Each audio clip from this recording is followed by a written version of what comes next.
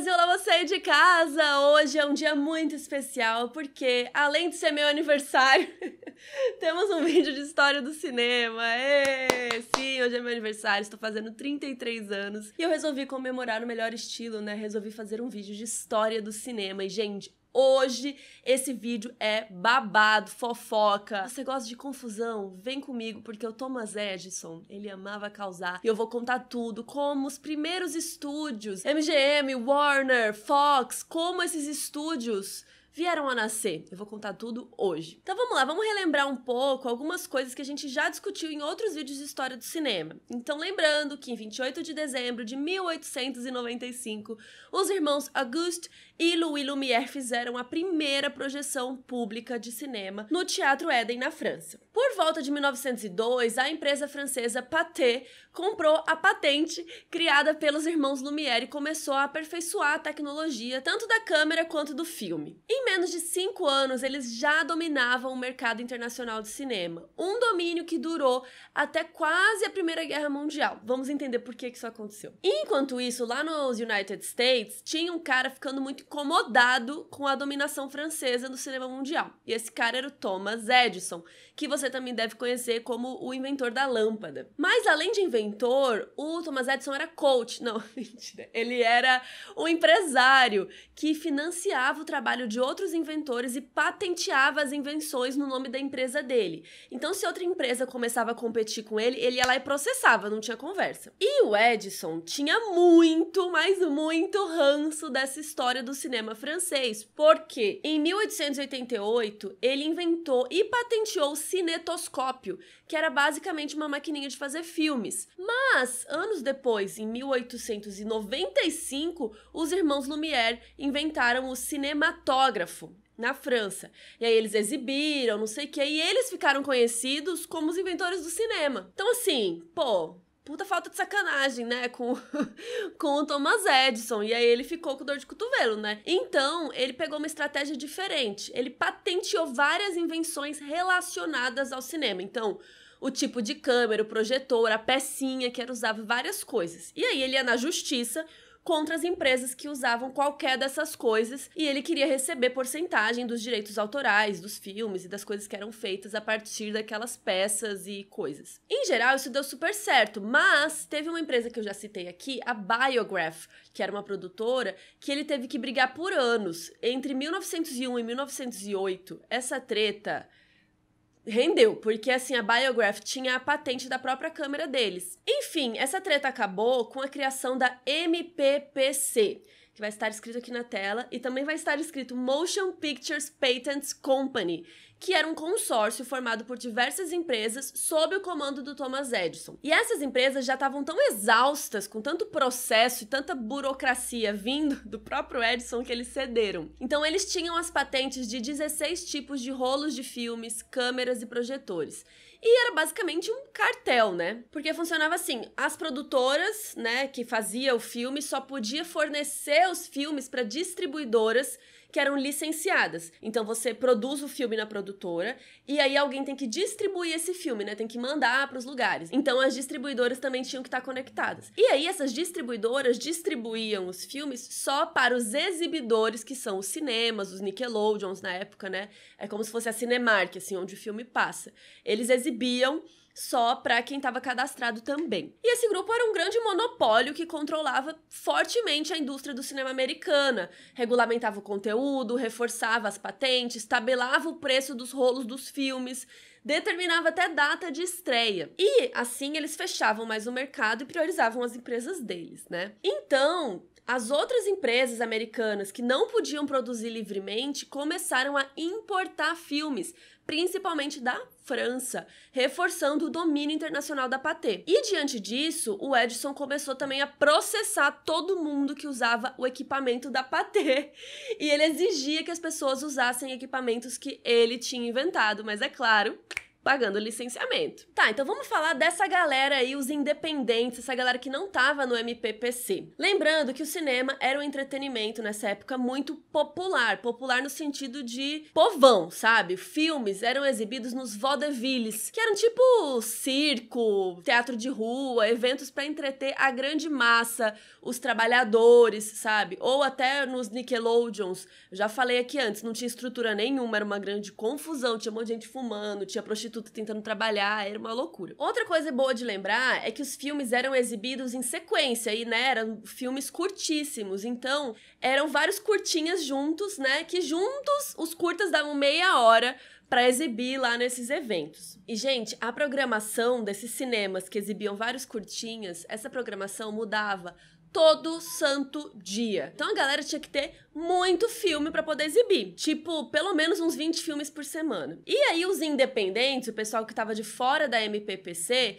pensou em formas deles conseguirem bater de frente com eles. Então eles pensaram, vamos fazer filmes melhores. E também pensaram numa outra alternativa, que além do filme ser melhor, eles queriam que tivesse mais conforto na hora de assistir ao filme. E a MPPC não ia deixar barato, né? Eles tinham interesse em acabar com os Nickelodeons. Então eles deram condições especiais para os exibidores que topassem se mudar para bairros mais nobres ou para os centros das cidades. E aí eles davam vantagens para quem quisesse deixar um filme em cartaz por mais tempo, não só uma vez. A MPPC também sugeriu que o preço aumentasse de 5 centavos para 10 centavos. Então, eles começaram a investir também em propagandas dos melhores filmes, inclusive filmes pré-censurados, porque eles queriam conquistar a classe média conservadora. E isso também fez com que os independentes dessem os seus pulos para melhorar a qualidade. Então, eles passaram a produzir filmes de 3 ou mais rolos de comprimento, enquanto o Edison e os amigos dele ainda faziam filmes de 2 rolos. E os independentes criaram uma ideia que eu acho genial, que era de divulgar os filmes pelos atores e pelas atrizes, dando o nome deles. Enquanto a MPPC divulgava, tipo, A Garota Biograph, e não tinha o nome da mulher, entendeu? Então, os independentes queriam atrair os atores, porque eles não tinham tanto dinheiro pra pagar, mas eles iam colocar o seu nome lá, então o ator pensava, vou ficar pobre, mas vou ficar famoso, né? E por causa disso, a MPPC perdeu grandes talentos pros independentes, tipo a Mary Pickford, que eu já citei aqui, e o Griffith também. Tem vídeo sobre os dois, não só sobre a Mary, mas também tem um vídeo sobre o Chaplin, que a gente fala bastante da Mary Pickford. Tá, mas como que essa galera foi parar em Hollywood? Cadê os estúdios, Carol? Agora eu vou chegar nisso. Por quê? Diante dessa pressão da MPPC, as empresas estrangeiras tentaram burlar esse circuito oficial aí do cinema americano, lançando filmes por roadshows, que é um negócio que existe até hoje, que é basicamente lançar os filmes em cinemas limitados, em horários especiais e ir pulando de cidade em cidade. Então, dessa forma, eles deram umas burladas nas regras da MPPC. E aí, óbvio que esses roadshows dos filmes estrangeiros começaram a bombar. E aí, os independentes falaram, uai, vamos copiar também, gente. Eles foram lá, fizeram seus próprios filmes e começaram a lançar em roadshows também. Só que aí que tá a grande sacada dos independentes e o que aconteceu, né, que a gente vive até hoje. Pra fugir dos processinhos do Thomas Edison, eles transferiram as produtoras pro lugar mais longe possível do Edison, de Nova York, né, pra dificultar a vida dos advogados da MPPC. E o lugar mais longe que eles acharam e que era melhor pra isso, ficava na Califórnia, do outro lado do país, numa região que se chama como? Sim, você acertou! Hollywood! E olha que demais, lá era o local ideal para produção de filmes, porque além de ser longe do Edison, a região também tinha um clima mais quente, mais ensolarado e, consequentemente, mais previsível do que a costa leste. E outra coisa legal é que ali na Califórnia a geografia é bastante diversa, né? Então tem bosque, montanha, deserto, praia, né? Tinha muitos cenários para eles fazerem os filmes. E aí essas produtoras ficaram conhecidas como independentes, porque elas conseguiram separar da MPPC e produzir as coisas deles. E em algum tempo, esses caras conseguiram fazer o que o Edison e a galera da MPPC não conseguiu, que era dominar o mercado americano com produtos americanos, não vindos de fora, né? E isso aconteceu por causa do estúdio de cinema, que eles criaram esse método, né, de criar grandes locais para eles gravarem e tal. Então, no fim da década de 20, o monopólio da MPPC acabou e começou o oligopólio dos estúdios de Hollywood. Entre 1908 e 1918, que foi o fim da Primeira Guerra Mundial, a gente teve o início de grandes companhias de cinema nos Estados Unidos. Então vamos começar com a Universal, ou Universal, que existe até hoje. Karl Laemmle era um judeu alemão que tinha se mudado para os Estados Unidos. Ele investiu na montagem de 3 cinemas Nickelodeons em Chicago em 1906. Mas ele achava as distribuidoras péssimas e ele resolveu criar a sua própria em 1907, que era a Laemmle Film Service, que cresceu super bem, bombom. E aí, para desafiar a MPPC, em 1909, ele criou a IMP, Independent Movie Picture Company. E assim, gente, eu amo uma treta, sério.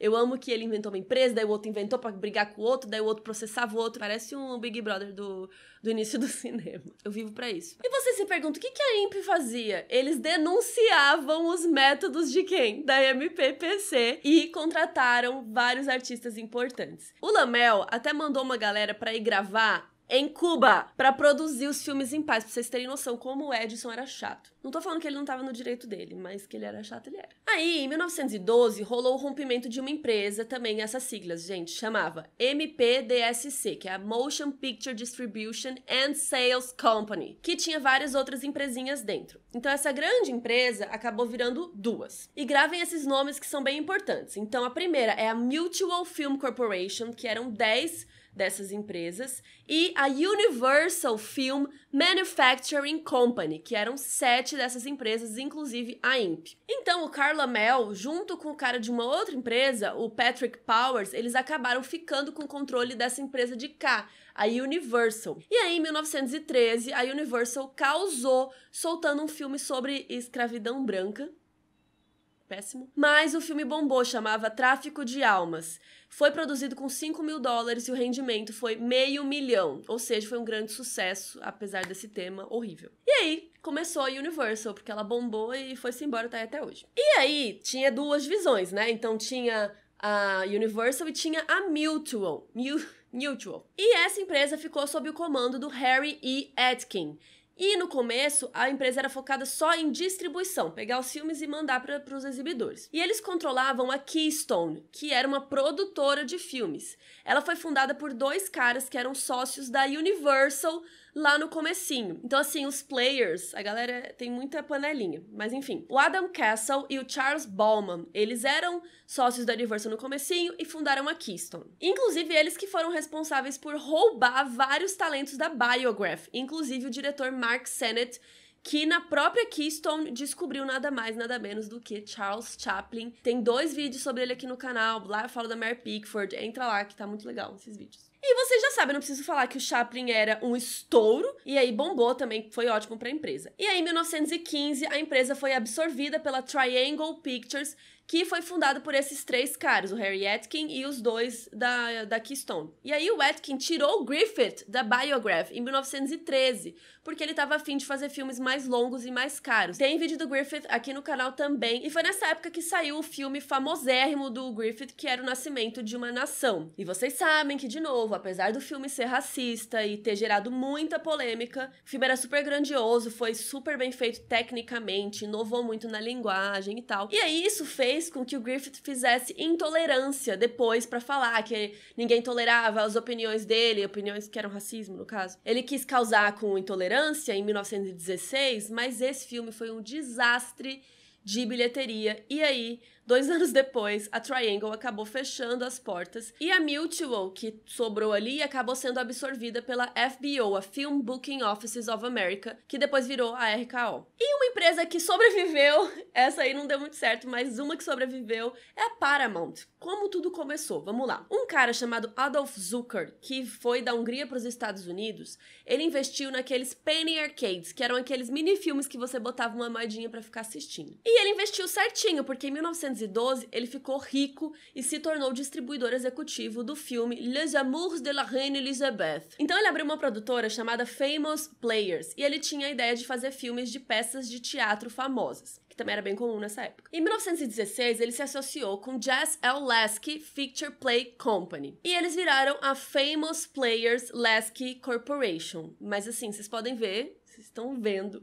que esse nome é horrível. E aí, eles mudaram o nome para Paramount. Porque Paramount era uma empresinha menor que eles absorveram, porque é como eu disse, eles iam comprando, aí compra outra, vai juntando, pega uma distribuidora, pega uma produtora e vai fazendo uma empresa maior. E uma dessas empresinhas que eles compraram chamava Paramount e aí ficou o nome. Mais uma empresa sobrevivente, vamos falar da Fox. Wilhelm Fox, ele era húngaro, ele se mudou para os Estados Unidos quando ele era ainda nenezinho, né? A família dele veio. A família dele foi aquela. Acho que estão na América. Mas na imigração, o nome dele foi alterado para Wilhelm Fox. E ele teve um Penny Arcade também, que vocês já sabem que foi um sucesso, e foi crescendo até virar uma rede de 15 salas de cinema, e também virou a distribuidora The Greater New York Rental Company. Em 1912, ele fundou uma produtora também, a Box Office Attractions Company, e em 1915 ele uniu as 3 empresas sob o nome de Fox Film Corporation, e aí só em 1935 eles viraram a 20th Century Fox, porque eles juntaram a Fox com a 20th Century. Pronto. Vamos para uma outra empresa falida, que não deu muito certo, que foi a United Artists, que eu também não vou entrar muito porque eu contei lá no vídeo do Chaplin, que ele fundou a própria distribuidora dele com 3 amigos, o Griffith, a Mary Pickford e o Douglas Fairbanks. E eles criaram essa empresa, né, que eles eram atores e diretor, e eles queriam ter mais controle sobre os trabalhos, mas, enfim, a vida aconteceu e não sobreviveu. Uma outra que sobreviveu é a Columbia. O Jack Cohn era supervisor de produção da IMP. Lembra aquela IMP lá que depois virou a Universal e tal? Então, e aí lá ele arrumou um trabalho pro irmão dele, o Harry, como secretário particular do Lamel, que era o chefão. Em 1920, os dois se uniram com outro funcionário da IMP, o Joe Brandt, e fundaram a CBC Films Sales Corporation. Basicamente, eles saíram da IMP, né, e da Universal e foram criar a empresa deles. Só que a sigla era CBC e a concorrência começou... Eu amo, gente. A concorrência começou a chamar eles de Corn Beef and Cabbage, que seria, tipo, carne enlatada e repolho. Tipo, rebaixando os caras. E aí eles mudaram o nome pra Columbia Pictures Corporation em 1924. Outra sobrevivente, outra guerreirinha é a Metro-Goldwyn-Mayer. E essa é um pouco confusa, porque, de novo, a gente tem todas as histórias paralelas, mas eu vou tentar. O Eliezer Mayer, ele era russo e ele enriqueceu nos Estados Unidos quando ele comprou, adivinha o quê? Uma salinha de exibição e depois distribuiu o filme do Griffith, que a gente já falou aqui, O Nascimento de uma Nação. Então ele juntou uma grana e 4 anos depois ele fundou a sua empresa. Enquanto isso, o Marcus Lowell já tinha uma sala de exibição, o outro cara, já tinha uma sala de exibição, tipo umas 400, e aí ele resolveu que ele queria produzir os próprios filmes dele também. E aí esse cara comprou um estúdio pequeno que chamava Metro Pictures. Ainda, enquanto tudo isso estava rolando, então a gente tem 2 caras, e aí a gente tem um terceiro estúdio, que é o Samuel Goldwyn Pictures, que produziu o filme Ben-Hur. E aí tudo se juntou, os 3 se juntaram em 1924 e virou a Metro-Goldwyn-Mayer, ou MGM. E aí foi um sucesso, porque eles exibiam tudo na rede dos cinemas do Lowell, que tinha umas 400, então assim, bombou. E olha só que engraçado, o Goldwyn do nome ficou, mas o sócio que tinha esse nome mesmo nem trabalhou na MGM e nem foi acionista. O nome dele é famoso até hoje porque ele participou do início de uma empresa que foi comprada e tal, e foi ficando, e o nome ficou pra sempre. Tá, então... essa galera, vocês perceberam que eles eram donos da bola e do campo, né? Eles eram donos dos filmes, eles distribuíam, eles exibiam, era uma confusão. Aí, o Adolf Zucker, que era o criador da Paramount e um dos nomes mais importantes da história do cinema, assim, ele foi um grande destaque nessa era. Ele enxergou potencial naquele negócio e ele conseguiu convencer os investidores de Wall Street que o cinema era uma mina de ouro, o que rendeu muito investimento na época. Ou seja, com grana de sobra e muita influência no mercado, a Paramount começou a comprar não só vários estúdios menores, também como várias salas de exibição. E hoje em dia, nos Estados Unidos e em vários outros países, uma distribuidora de cinema não pode ser dona das salas de exibição, então você distribui para você mesmo, né? Não pode. Mas foi assim que o modelo de negócio dos estúdios de Hollywood começou. E por que era assim também na época? Também tem um motivo. Porque depois que o exibidor, né, a sala de cinema, comprava o filme, eles podiam exibir como eles quisessem, com a música que eles quisessem. O filme era deles. Então, se eles quisessem cortar o filme, tirar um pedaço, misturar com outro, eles podiam fazer qualquer coisa. E a Paramount e várias empresas perceberam que se eles quisessem ter o controle real, eles tinham que ser donos da exibição dos filmes também. Então, eles poderiam, além de ser donos e exibir do jeito certo, eles podiam priorizar os filmes deles mesmos. E o que rolou também é que os grandes estúdios queriam conquistar um público com mais poder aquisitivo, para elevar o cinema a um patamar de arte mais respeitada, porque não era. E como parte da estratégia de marketing para estabelecer a influência no mercado e conquistar as classes mais altas, esses estúdios começaram a criar uma aura de glamour em torno do hábito de ir ao cinema. E foi assim que eles construíram várias salas luxuosas, chiquérrimas e tal, como o TCL Chinese Theater, em Hollywood, né? E isso também coincidiu com o surgimento e a popularização dos primeiros filmes sonoros. Então, os estúdios não estavam ali poupando, sabe? Eles estavam fazendo um negócio cabuloso, um investimento pesado. Tá, Carol, mas você falou dos independentes, bombaram e tal. E o Thomas Edison? O que aconteceu com a MPPC? Em 1910, todas as empresas da MPPC, menos a Vitagraph e a Pathé, acabaram fechando. E mais tarde, em 1915, a Suprema Corte dos Estados Unidos cancelou todas as patentes da MPPC, encerrando a companhia, já que eles acharam que era ilegal fazer isso. Tá bom, Carol, mas beleza, eles estavam bombando nos Estados Unidos, né? E por que até hoje a gente assiste filme de Hollywood, né? Por que a gente tem essa dominação? Porque o Adolf Zukor, o cara lá da Paramount, e vários outros, né? Mas ele também tava ali muito forte. Eles tinham muitos contatinhos no meio político. E eles fizeram muito lobby pro mercado internacional de filmes ser mais aberto, porque era muito difícil um filme americano sair dos Estados Unidos e ir pra Europa, que era o público principal que eles queriam atingir. E aí eles falavam, pô, isso vai ser legal, porque os Estados Unidos é um país multicultural, que vai trazer diversidade e os caralho, né? Mas, no fim das contas, essa abertura europeia aconteceu por influência de 2 acontecimentos históricos. E o primeiro foi a abertura do Canal do Panamá, em 1914, porque tinha uma passagem aquática mais rápida e mais segura entre a costa oeste dos Estados Unidos, ali na Califórnia, e a Europa. E aí as empresas americanas começaram a lucrar mais, economizar muito dinheiro com transporte, com taxa, com imposto e tudo mais. Então, esse dinheiro que sobrava, eles investiam em quê? Em filme. E assim era muito mais fácil exportar filme para a Europa, né? Além de levar e trazer produtos e equipamentos para produzir e tal. Por causa dessa abertura comercial, os filmes ficaram mais baratos também e os estúdios começaram até a montar filiais em outros países. E o segundo evento que aconteceu, vocês devem imaginar, que foi a Primeira Guerra Mundial, que desestabilizou, assim, o cinema europeu muito, né, porque eles estavam em guerra, não tinha como ficar fazendo filme, então diversas empresas europeias de cinema foram à falência por causa da crise, do pós-guerra e tal. E muitos países não viram alternativa a não ser importar filme americano. E assim também era uma forma mais barata de trazer entretenimento pro povo, né? Porque tava todo mundo fudido, pós-guerra e tal.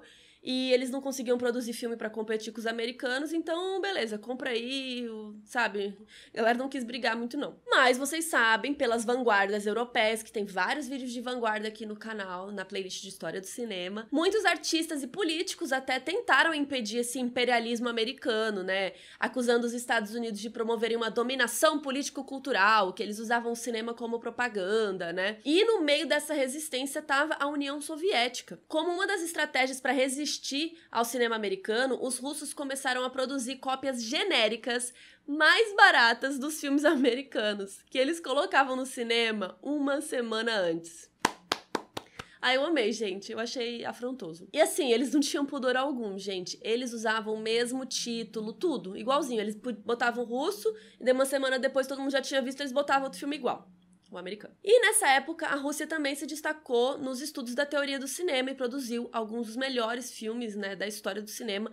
Veja o vídeo de montagem soviética. Esse vídeo tá mó Inception hoje, né? Vocês pegaram. Mas vocês sabem que o nome do vídeo é Nasce Hollywood e não Nasce a Pathé, ou o cinema francês, ou o cinema russo, né? Então, Quem ganhou essa treta foi o cinema americano, que venceu. E Hollywood cresceu tanto que passou o cinema francês em termos de alcance e influência no mundo inteiro. E foi aí que a narrativa de Hollywood começou a ficar diretamente atrelada à narrativa clássica do cinema, né? Os dois viraram uma coisa só, porque as características americanas passaram a ser copiadas pelo mundo inteiro. Então, Hollywood acabou virando o padrão dentro e fora das telas, né? Porque eles começaram a ditar tudo dentro da indústria, desde os métodos de gravação até o estilo narrativo, equipamentos, atores, né? Por que a gente tem atores americanos que são famosos no mundo inteiro? E se você vai pegar um cara lá, um francês, ele não é conhecido aqui no Brasil, provavelmente. E é muito louco como as culturas ao redor do mundo inteiro foram afetadas por causa do cinema americano. Então, a moda,